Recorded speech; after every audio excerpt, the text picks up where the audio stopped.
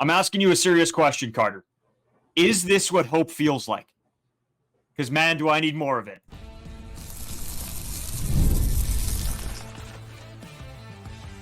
You are Locked On Blue Jays, your daily Toronto Blue Jays podcast. Part of the Locked On Podcast Network, your team every day.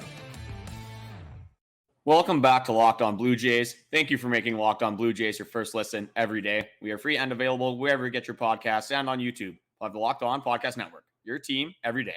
Today's episode is brought to you by FanDuel. Make every moment more. Right now, new customers get $200 in bonus bets with any winning $5 bet. That's $200 in bonus bets with any winning $5 bet. Visit FanDuel.com/LockedOn to get started. Welcome back. I'm Braden Wasco. He's Carter First. You can find us on Twitter, Braden5Wasco, Carter First 2, as well on TikTok and Instagram at Locked On Blue Jays. I don't know why every time I pause. And give us a follow here on YouTube if you're listening here on YouTube. Anywhere else, we really appreciate it. Continue to do so. And what a weekend for baseball, Carter. I mean, it started off so poorly. I was in a deep depressive state that I wouldn't think I was going to make it out of. And then as the weekend progressed, it started to get better and better. And the Blue Jays end up winning this series against the Cleveland Guardians. And before we get sort of into, talking about this last game, because I think this is the one, the meat and potatoes, this is the game that we wanted to see. I do want to send it to sideline reporter, is what we're going to call him, Skylar Peters, who's down in Toronto, gives us his little take on the game. It's Locked On Blue Jays correspondent Skylar Peters here, and a 7-6 win for the Jays to finish off a 2-1 series victory over the Cleveland Guardians. Pretty happy with this one. 2-8 now, boots on the ground record. Happy I could get a win for the team. Really did my part today. Jose Barrios 1K did not make me any money, but good day from the offense and a good series victory as they kick off this homestand. So let's go Jays. So funny, man. So funny. No, it was great. And you can tell it's just the electric atmosphere in there afterwards. Like, I thought it was awesome just to see all the fans sticking around. It's sort of cool.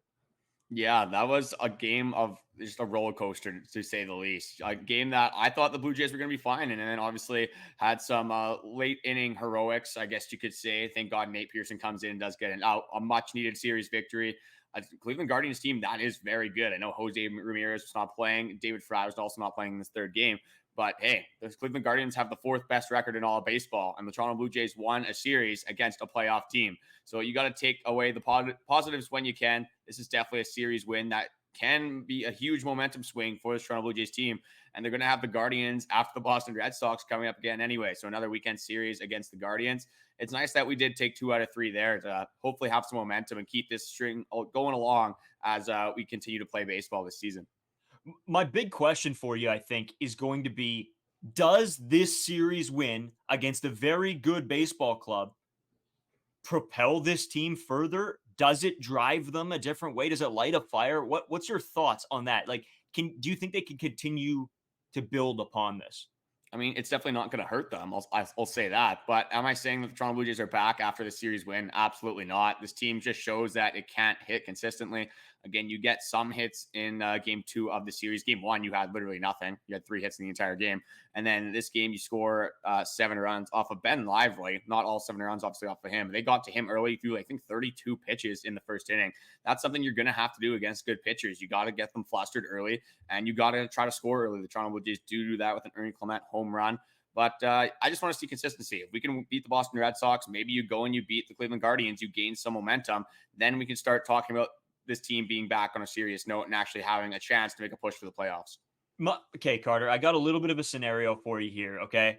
I took a little bit of a step back this weekend, really was just like thinking about this baseball team. I got to talk to a lot of people. Obviously, we went out to local bar, and of course, all our buddies and small town friends are out there talking Blue Jays with us. Are we overreacting as a fan base to this team? They're 1 game below 500. They're really, it's not that crazy to think that this team could still make the playoffs. I mean, they're 4 games back of a wild card spot. They're not completely out of it. Just as a whole fan base, I want your thought. Are we overreacting as an entirety of a fan base? It's a tough question to answer because when you're looking at this offense, I feel like you're definitely not overreacting. Just looking at the stats that we went over last week, this team now, I think it would be 34-11 when they score 3 runs or more, and then they're like 1-25 when they don't score 2 or more runs. It's like that right there just shows you everything you need to know about the Toronto Blue Jays offense. This pitching staff is going to keep you in a lot of games. That's definitely not the problem. I think that is maybe a reason why some people are overreacting, because this offense can even be mediocre and be league average, be 16th, 15th in the league. Like, that's probably going to be enough for the Toronto Blue Jays to win a lot of games. You have 4 starters that are so good. So on that perspective, yeah, maybe this is a little bit of overreacting from the big picture. The Blue Jays only being out of the playoffs by I think 2 games it is now. So in that sense, yes, I guess you can say we're overreacting, but you're looking at this offense. You look at the product on the field that they produce so consistently. That's something that we're definitely not overreacting about. This team just can't hit baseballs. They don't hit the long ball. They're a contact team that has very low exit velocity all around the board. So in that sense, we got to see some strides from the offense. So I guess I didn't really answer your question there, but I would say overall, no, if I had to sway one way or the other. This fan base is not overreacting about the Toronto Blue Jays offense. Yeah, and it's just one of those questions that I sort of had to ask myself. I was going down the rabbit hole of all the Blue Jays content sort of creators and just listening to them, right? Because I mean, sometimes me and you sit here and we talk to each other and Skylar and the people sort of within our circles, and we all come to the same conclusion. But then when I start looking outwards, some people aren't that down. If you're more casual fans, maybe you're okay with this team. It's when you start to get into like the more hardcore fans that are, probably tuning into our podcast all the time that are pretty upset because this is not what was advertised coming with this team. And yeah, I don't know. I think when I look at this overall, I came out with the same conclusion that no, this offense is just terrible and it's not doing anything. But I think in the sense of managerial, coaching, stuff like that, again, sort of same thing, not as advertised. The good is starting to show here with some of these young guys from AAA Buffalo. Horwitz has been playing really well. Barger has come back strong after sort of a lackluster performance in his first stint with the Blue Jays. Carter, just speaking on those young guys, and especially over the games this weekend, how do you feel about the guys that were brought up? And I guess you could throw Davis and Ernie in there as well. Just this younger group of guys that we're sort of starting to see as maybe a crucial component to this team. Oh, then they definitely are a crucial component of this team. Just looking at those 4 players you mentioned, Horwitz, Clement, Barger, and David Schneider. The Blue Jays had 21 hits this weekend in this weekend series. They had 10 of them. And Horwitz and then Ernie Clement didn't even play every game of this series, or maybe it was Addison Barger instead of Spencer Horwitz. But yeah, these guys are producing at a huge level. And this is why, again, where I want to go back to this offense and the overreaction thing there. When you have a guy that's played in AAA the majority of the season, I don't care how good he's been playing, and it's nothing against Spencer Horwitz. I'm horny for Horwitz. Everyone knows that on this podcast. But when you have a guy you pulling up from AAA and he's leading off every day for you, that's probably a problem for your offense. It's a desperation move. It's something that just needed to be done. This team did not have a leadoff hitter. Nobody really on this team is hitting for average. Just like looking at even David Schneider, Dalton Varsho, they're low David Schneider's 230, Dalton Varsho's 220. George Springer, who I'll get into in the second segment, is 196. Alejandro Kirk is like 210. So there's guys that aren't hitting for average, which you do obviously need on a good baseball team, a team that you want to hit consistently. But yeah, looking at these players, I think there's been nothing but, not necessarily surprises, but nothing but good things to say about these guys. Addison Barger, 2 hits. Ernie Clement is on the loose right now. He's going absolutely insane. Spencer Horwitz, obviously very good. David Schneider, we've said more than enough positive things about that guy on this podcast. And I'm honestly on the fence or on the side of, let's just call up Nathan Lucas. Let's call up Morales Martinez. Let's just get all the young guys in here because clearly it's working. These young guys are hitting the ball and they're hitting the ball hard and they're doing it way more consistently than some of these veterans on this Toronto Blue Jays team. And you're looking at like this, I'll phrase it like this. Would you rather have a team where you're throwing out Justin Turner, Kevin Kiermaier, George Springer, Alejandro Kirk every day, or would you rather go with Spencer Horwitz, Ernie Clement, Addison Barger, and David Schneider? I think anyone that's been watching the Toronto Blue Jays, it's an absolute no-brainer. You got to go with the young guys, and there's a lot more to get excited about because these guys are younger. They're not even in the primes of their careers yet. So I think the young guys, as many of them as you can get into the lineup as often as possible, you have to do that for them. Yeah, Carter, and that sort of leads me into my next point here. Just looking at this series as a whole, Ernie Clement and Davis Schneider have a good day one, right?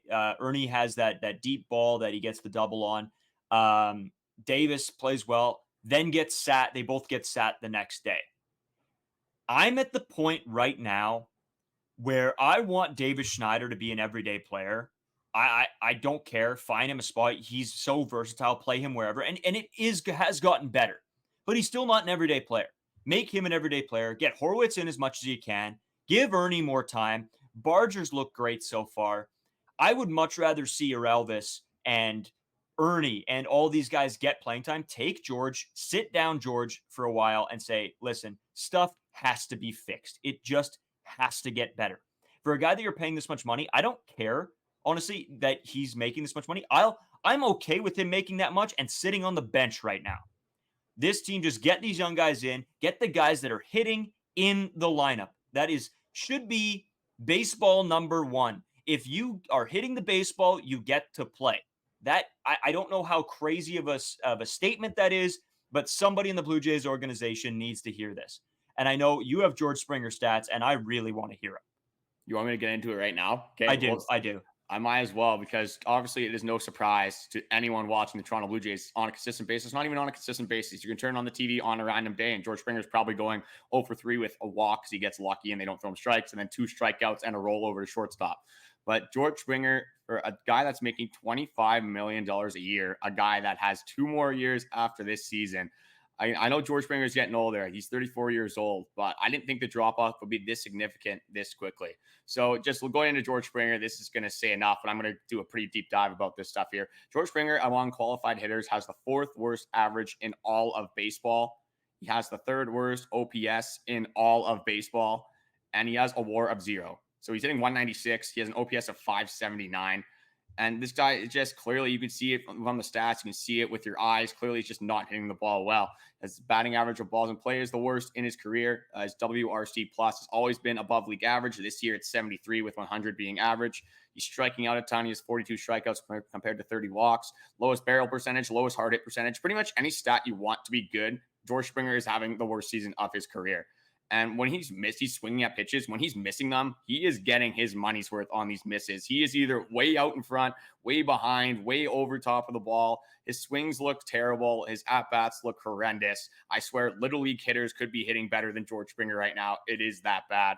And I get it. He's still playing good defense. He looks good on the base paths. But for a guy you're paying $25 million a year for a team that struggles so heavily with offense, I'm tired of these defensive studs that we have on this team. They got to be able to hit. George Springer has not been doing it this entire season, and that is why he's among the league worst in so many offensive stats.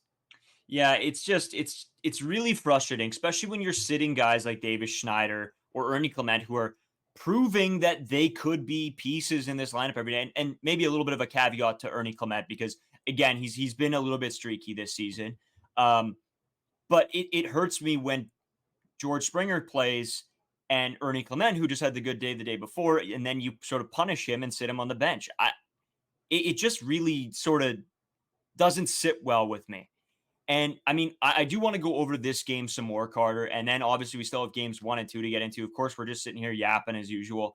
But I'm thinking, Carter, let's take a quick break and then let's just do a whole deep dive into the weekend.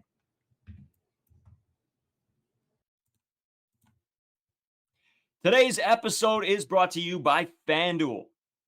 You guys know I am a huge FanDuel. I don't know if you want to call it supporter, or I use FanDuel a ton. I actually am taking the Kikuchi over strikeouts for today's game, so you guys can ride with me or you don't have to. And I'm also taking a Blue Jays win. So do what you want with that information. Follow me, or don't, whatever. Right now, new customers get $200 in bonus bets with any winning $5 bet. That's $200 you can bet on everything from the finals MVP in the NBA or who's going to hit one out of the park. Visit FanDuel.com/lockedon and add a big win to your summer bucket list. FanDuel, America's #1 sportsbook. Today's episode is also sponsored by PrizePicks. PrizePicks is the largest daily fantasy sports platform in North America. They're the easiest and most exciting way to play fantasy sports because it's just you against the numbers. Instead of battling against thousands of other players, including pros and sharks, you can pick more than or less than on 2 to 6 player stat projections and watch the winnings roll in. PrizePicks is very simple to play. I can make my picks and submit my entries in as little as 60 seconds. So on this podcast, we always talk about riding the hot hand. So that is exactly what I'm going to do with my PrizePick selections. I have Ernie Clement more than 1.5 total bases because he's absolutely on the loose. He is raking, being absolutely insane. I got Spencer Horwitz, a guy that I'm very high on as well, of more than 1.5 bases as well. And I'm doing the opposite with George Springer. I'm going less than 6.5 fantasy points. I think that one is pretty self-explanatory. If you know which players are going to perform on specific nights, this is a no-brainer. Download PrizePicks and start making your picks today. You can download the app and use code LOCKEDONMLB for a first deposit matchup to $100. That's code LOCKEDONMLB for a first deposit matchup to $100. So, oh my goodness. Where? How do I do this? There we go, Carter. Oh my goodness. I don't know. I'm sure we're trying something new. We're trying to put, the person that's reading the ads front and center a little bit, instead of you just seeing both of our ugly mugs sitting here looking at the screen. But Carter, I do want to get into the games on the weekend. Some of the statistics from some of these guys. I mean, you got to give a tip of the hat to Dalton Varsho today. Absolutely electric grand slam. And to be honest with you, Carter, as much as I say that was fantastic, this game was good. It was a little bit of a, fire under sort of, I think, the fans. It sort of lit a spark in some of us. The big problem was there was a lot of runners still left on base, and we saw that right from the first inning. And that's a problem. These guys got to be able to drive in runs. It comes down to that. I mean, that's great that we did hit once, but if we were able to tack on more and more runs, they didn't score after the fifth inning, Carter. Insurance runs. You need insurance runs. And this team just can't get them. Yeah, I mean, you look at the first inning, you have bases loaded and no outs, and you get nothing. I think it was the third inning. You get your first 2 runners on, no outs, you get nothing. So thank God Dalton Varsho launched that baseball into orbit in the 5th inning because they needed that so badly. Just so many times this team has such good opportunities to score, and then the at-bats are just so hard to watch. Like Dalton Varsho in that first inning pops out. George Springer strikes out, just the most typical at-bat of all time for George Springer. And then Alejandro Kirk, I mean, it is what it is at that point. You got to drive in at least 1 run in that scenario. How can one of your first 2 guys just not hit a fly ball? And that's like I was watching this game with my dad, and he's like, we just need a base hit. I'm like, honestly, I will take a fly ball. I'll take anything into the outfield. I'm trying to set my expectations so low for the Toronto Blue Jays team, but they just continue to prove me wrong and do even worse than I even expect them to do. And you look, I think it was in the 8th inning, you have another opportunity to tack on runs. It was a 7-4 baseball game. Obviously, they needed all 7 of those runs due to Yimi Garcia, which we'll get into after. But you're right. This team left so many runners on base, and good teams actually score runs. You look at the Cleveland Guardians, they had the same scenario. Bases loaded, and they scored 2 runs in that inning. Toronto Blue Jays do get Dalton Varsho's hit, but this could have went a completely different direction if Dalton Varsho doesn't launch that baseball and hit a grand slam off that pitch. Yeah, and you know what? I do got to give a shout out to most of the pitching staff tonight. Last night. It was great. Jose Barrios, 6 innings. He gave up 8 hits and 4 earned runs, but honest to God, like I liked his performance. Yeah, the location maybe wasn't his best, but we said even when you're not getting these guys best, it should be good enough. They should have been good enough. But this team had so many opportunities to drive in runs and support Jose Barrios here, and he almost didn't get it, which is sickening. I mean, this team had what? In the time that Jose Barrios was on the mound, they had 3 different opportunities to score runs. And 2 of them, they've got nothing, which is just insane. I mean, yes, it wasn't his best day, but he still did good enough. Chad Green, good day. 1 strikeout for him. Great. Brendan Little actually looked pretty good. He looked really good, actually. Yeah, he looked really good. Yimi Garcia, let's talk about it. I mean, not his best day. Not his best day. 2 runs given up, almost the two of the biggest runs in the ball game, almost. And a little bit of me, though, I don't know, with how good he's been this season, I almost can't be overly upset. You're gonna have an off day. And so I hate to do this, but I sort of give him a little bit of a pass here. The job still got done. He had a bad day. And the boys did come through enough where they could still get this win. I'm not happy with the day that Yimi had. It doesn't make me feel good. But I think you sort of got to give him a little bit of a pass here. Well, the thing that I'm worried about with Yimi Garcia is that he left the game with elbow discomfort. He just didn't look like himself the entire baseball game. His location was kind of all over the place. So hopefully Yimi Garcia is okay because he's one of the only bullpen arms that has shown consistent success other than like Chad Green. You could throw Nate Pearson maybe in there, but is Nate Pearson a guy that you want to be throwing out in the ninth inning? Not necessarily for me. And I just want to go back to Jose Barrios quickly. Just a quick overview of him. I think he looked good in the first 4 innings. In the fifth and the sixth inning, where he started to run into trouble, that's where his location started getting pretty bad. Yeah. He was throwing fastballs over the middle. His slurves are going over the middle. You throw baseballs over the middle, you're going to have damage. And that's how the Yimi Garcia home run, that was right down the middle. It could not have been more of a middle fastball. I want to give a shout out to Stephen Kwan. This guy's ridiculous, man. Like his bat to ball skills is absolutely insane. Like when I was again watching him, like Stephen Kwan, just book him for a single. Like it's gonna happen. He smokes the ball right up the middle. I was actually really worried about Josh Naylor as well coming up to the plate. Didn't end up having to do that and deal with him. But thank you to Jimenez for swinging out a Nate Pearson fastball that was 3 time zones out of the strike zone, which absolutely saved him there. So a gritty win for the Toronto Blue Jays. Yimi Garcia, yeah, I just want him to be back. I want him to be healthy because he is one of the best bullpen arms on this team. But I want to get into a guy that I talked about a little bit in the first segment, and that is Ernie Clement. This guy, he's on beauty status right now. He's on beauty watch, and he is absolutely raking baseballs. So I looked at his last 7. I knew it was going to be good. I didn't think it'd be this good. So over his last 7 games, obviously the at-bats aren't really there because even though Ernie Clement's raking, they don't want to give him the playing time. So Ernie Clement, 7 for 11. That's pretty good. That's an average of 636, a slugging of 1,273. That is absolutely insane. Obviously, a home run today, a huge 2-run shot, had 2 doubles in that first game of the series as well. This guy's he's crapping on the baseball. He's launching it everywhere. I want to say a different word. Can't use that on this podcast.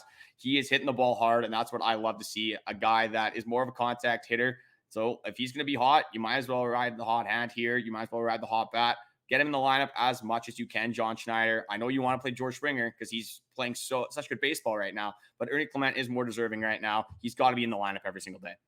Yeah, I agree. And I think this is no question. I mean, we go back to the first segment where we talked about Carter, was that we have from day one said you have to ride the hot hand with this team. You know, they're not a team that's going to blow you away on the scorecard. So you got to follow what's going well. And it doesn't happen. And it's time and time again. And then it finally does happen, but it's too late. Davis Schneider wasn't getting consistent playing time. We complained about that. Finally, it started to happen. It's still not where I want it to be. Don't get me wrong. I think Davis could be playing more, but it's better. How long is Ernie Clement going to play well before they start to slide him in a little bit more? I don't know. Yeah, what more does this guy have to do? And Davis Schneider, they've been a lot better with Davis Schneider. He's played 64 out of 71 games. I mean, like, yeah, you probably want him playing like 67, 68. But I get giving this guy off days. He has been a little bit cold recently. So taking out the lineup once in a while, it is what it is for me. My thing is going to be, we got to monitor Addison Barger's situation here. If you're not going to play this guy at least 2 out of 3 games in a series, then why is he even up with the team? Yeah. I get you probably, like I say it on the podcast, now I'm starting to switch my view and perspective on this a little bit.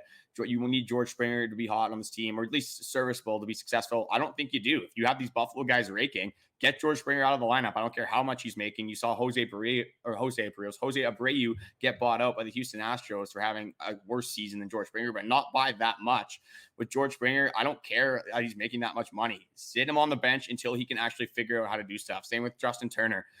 2 of the guys on this offense that are being paid the most. And the 2 guys that are having just absolutely horrendous seasons. Justin Turner, albeit, had a good April, but nobody cares about April and we're in June, and Justin Turner's hitting like 150 for the month of May and June. So that's never going to fly. I want Addison Barger in this lineup. Went 2 for 4 today. Absolutely launched the ball in the right field. That single was smoked. I think it was over 110 miles per hour. And that's what Addison Barger does. He hits the ball hard, and that's what we need on this Toronto Blue Jays team. So I'm just going to go over a couple more days from other guys. Vladdy, 3 for 4. Obviously pimped that one longest single, like a 398-foot single, which is kind of tough. I get Spencer Horwitz, Schneider. You can't really do anything there. Yeah. But the center fielder had a chance at that ball. Obviously, doesn't end up mattering when Dalton Varsho comes in and launches a home run on the next at-bat anyway. But you're looking at Addison Barger, 2 for 4. You look at Ernie Clement, 2 for 4. Just great days from all these guys. Dalton Varsho, 2 for 5, obviously. Jose Brios does enough to get the job done. This Blue Jays team barely holds on and does get the series win in the final game of the series. But I think we'll kind of take this into game 2 here. Just again, pitching staff, unbelievable. Bowden Francis looked really good to this game as well. 4 innings, 4 hits allowed, only 2 Ks, but no walks. Get slowly creeping that ERA down and down. Trevor Richards might just be the best opener of all time. Beauty. Yeah, keep them. I don't care. Keep doing it. These two, if you want to do the 1-2 punch of Trevor Richards, Bowden Francis, do it. Do it. At this point, I am good with whatever. I feel like I'm from the Star Wars movie that do it, whatever. People who get the reference, get the reference. Carter doesn't. He's not a Star Wars guy, but I'll break him down eventually. No, but overall, great day from this bullpen. That was electric to watch. And I mean, yes, the boys only scored 5 runs. It was nice. But like we always say, pitching's fun. Defense is fun. But man, hitting home runs and scoring runs would be so much better. So this is a fun day, but you can't rely on something like this all the time. And I think that's a bit of what we saw in game 3, right? You can't always rely on the pitching staff to be perfect. And I thought, like we said, Jose Brios is okay. But the rest of the bullpen sort of wasn't up to par, but they scored enough runs to get the job done. This game I was happy with, but then, Carter, this goes back to game 1. And game 1, there was nothing. A whole lot of 0. The boys laid an absolute egg. Yeah, and off a pitcher, that is just not good as well. He had a 5.5 ERA going into the game. The Toronto Blue Jays are the only team that can allow a pitcher with a 5.5 ERA, with that being Allen, and it just gets lower against the Toronto Blue Jays. Just the most typical thing of all time. Somehow they get to Ben Lively, but they can't get to Allen. Doesn't make any sense to me. Ernie Clement could get to Allen for sure. 2 for 2, 2 doubles. David Schneider scores Ernie Clement on the second double, I believe it was, obviously for the only run of the Toronto Blue Jays game. And they had 3 hits, and those were the 3 hits. David Schneider's RBI single, 2 doubles. And we had people over for what we were watching that game here. Again, we had a few beers. Thank God we did, because that was so hard to watch. Just a typical Toronto Blue Jays loss. That was the most typical Toronto Blue Jays game I've ever seen. Hopefully, maybe we're turning a leaf here, turning a page. Maybe this isn't going to be the typical Toronto Blue Jays offense. But again, I need to see more consistency to get any sort of positive notions about this offense. I have a stat here that just sums up how this offensive season has gone. So this was the first game that the Toronto Blue Jays hit 2 home runs since the Minnesota Twins series. That was over a month ago. It's absolutely insane. This team just doesn't hit home runs, doesn't hit the ball far. Definitely a lot tougher to watch in that sense. But one thing, I'll get into a positive here right after that. Jose Brios and Trevor Richards, they both have very good changeups. So the opponent average of Jose Brios' changeup is 113, which is good for the best in all of baseball. And Trevor Richards is right behind him with a 114, which is good for second best in all of baseball. So I guess Jose Brios, keep throwing that changeup, keep mixing it in. It's disgusting. When you have a changeup in the same conversation as Trevor Richards, as we all know, Trevor Richards has a disgusting changeup. You got to keep throwing that thing. So good thing. Good. Cheers to Jose Brios. Cheers to Trevor Richards. 2 pitchers that have been so good for the Toronto Blue Jays this season. But yeah, going back to that first game, your pitchers can't hit home runs. They can't hit the ball for you as well. Kevin Gausman goes out, has a pretty good day, only giving up 3 runs. Should be enough to give this Toronto Blue Jays team a chance to win, but just completely horrendous at-bats that entire first game, other than from Ernie Clement, to be honest. Yeah, it was terrible. It was hard to watch, Carter. I mean, we were sitting on the couch, a couple buddies are over watching the game, and you almost get disinterested. It's very brutal when you're watching a baseball game and you have to struggle to pay attention. That's how boring that game was. Like, I don't know. At the end of the day, whatever. It was 1 of 3. The other 2 games, great for the Blue Jays. Awesome. We got to see some runs. But that was just an abysmal performance by this offense. And I don't know. You talk about turning a leaf. I don't know. I feel like we've said that once or twice before, and then it's gone back to the same thing. So I'm going to need to see a lot more out of them. I mean, it's the Red Sox next, which we'll get into, but then the Guardians after again. I just got to see more in these next few weeks here of baseball to really sort of get me back on the Blue Jays train right now. Carter, I do want to throw it over to you, but so I'll throw it over to you, then we'll hit a quick break and we'll sort of talk a series preview right after. Yeah, so perfect opportunity to bring up the Locked On 24/7 streaming channel, Locked On Sports Today, or the Amazon Fire TV's channel app.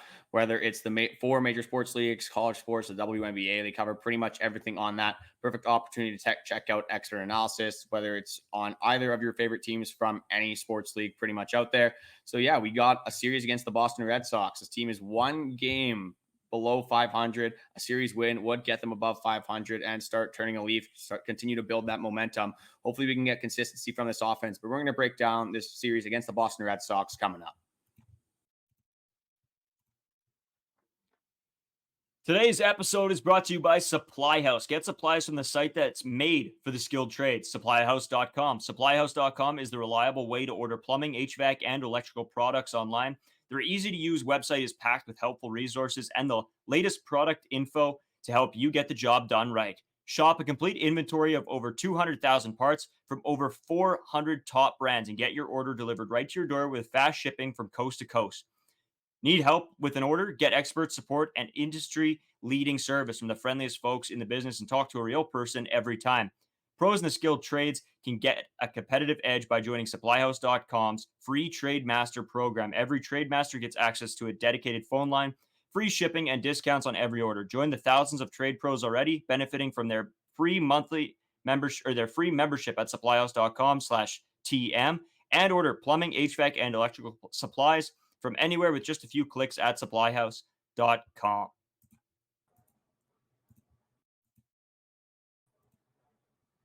Oh, I was close that time. I'm trying to. I'll get it done. No, Carter.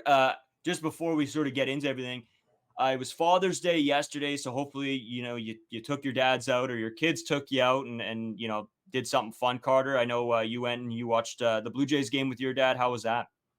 Yeah, it's pretty solid. My dad is one of those guys that is a pretty negative sports guy to watch in general. So luckily the Blue Jays didn't throw that game. Me and him were almost on the same boat in that ninth inning. We honestly thought with momentum and how the Toronto Blue Jays season is gone, what a perfect way to wrap up Father's Day by a Toronto Blue Jays blowing a lead in the ninth inning. Obviously they didn't do that, but always a fun time to watch with my dad. He's so dialed in. He's retired now, so he's watching pretty much every game as well. And yeah, we were just kind of going over how bad this offense is. Looking at some of these averages, he's like look at all these guys on the Guardians, especially when we played the Brewers that have 300 averages. Toronto Blue Jays don't have anyone even close to that. I think other than Spencer Horwitz in his tiny sample size, not really counting that. Then you got Vladimir Guerrero Jr. who's hitting like 285. Again, just tough to watch this offense, but always a good time spending it with my dad. I know you went out and you were golfing today with your family there. How did that go? Yeah, it was good. We went out to Mars Sand Hill. So we have memberships at this one course, but all the times are booked up, of course.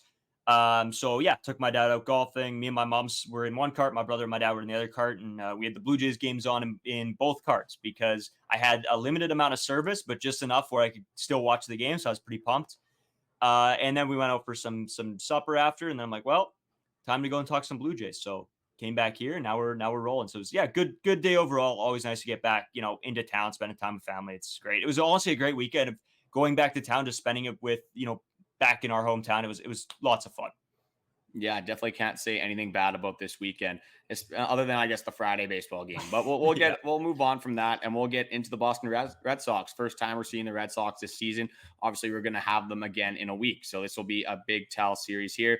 The first game is Yusei Kikuchi versus Nick Pivetta. Nick Pivetta has been pretty decent this season at 3.88 ERA. Yusei Kikuchi has obviously been very good this season at 3.26. And this one, I always mess up this name. I'm not sure if you know how to pronounce it. It's Tanner Hoke? Tanner Hoke?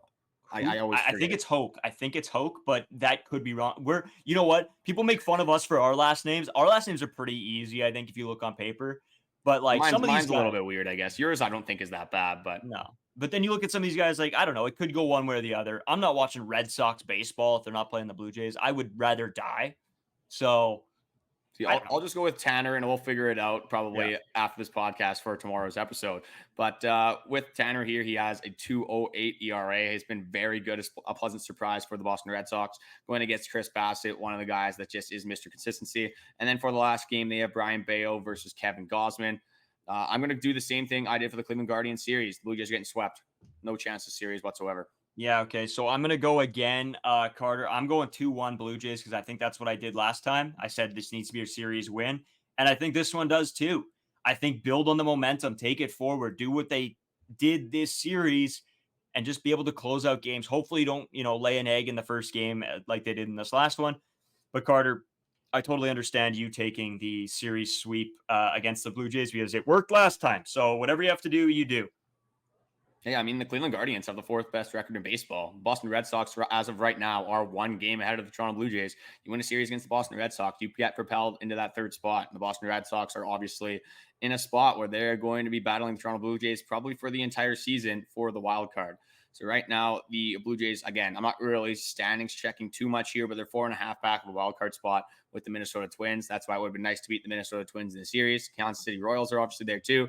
Would have been nice to win a series against the Kansas City Royals. Didn't help themselves out too much to start here. But again, we're 71 games into the season.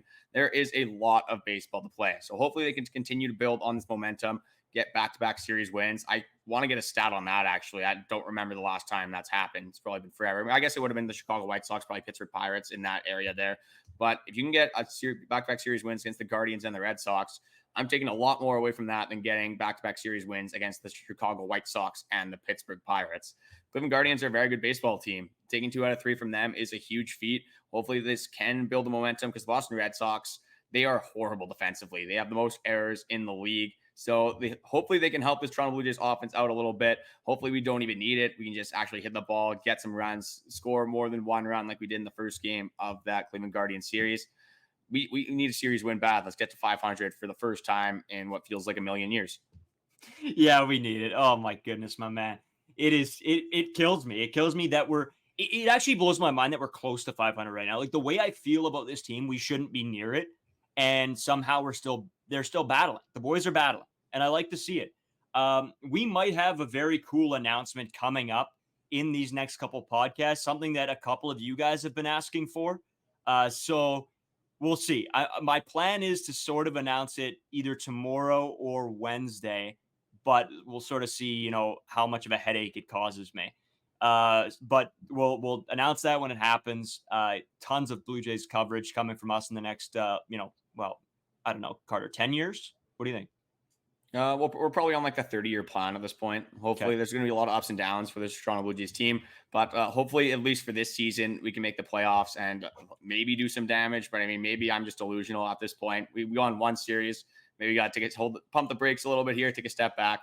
But I mean, I do want to shout out before we head out the Locked On 24/7 streaming channel. You guys already know where to go. Amazon Fire TV's channel app or Locked On Sports Today YouTube channel. Expert analysis. Why wouldn't you want to digest some sports content? Obviously, you're all sports fans. If you're not a sports fan watching this podcast and you just log your personalities, I think I'm actually taking more away from that than you liking what we're talking about with the Toronto Blue Jays. But yeah, the likes, comments, subscribers, everything is always so much appreciated.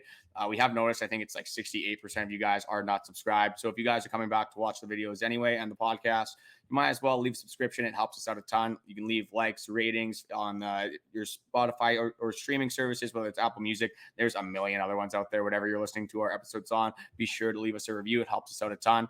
Yeah, Braden, let's hopefully get a series win here. You got anything else to add before we head out for the Monday today? No, not really. Let's just hope that the boys win some games. That's all I got. I'm just in full prayer mode right now.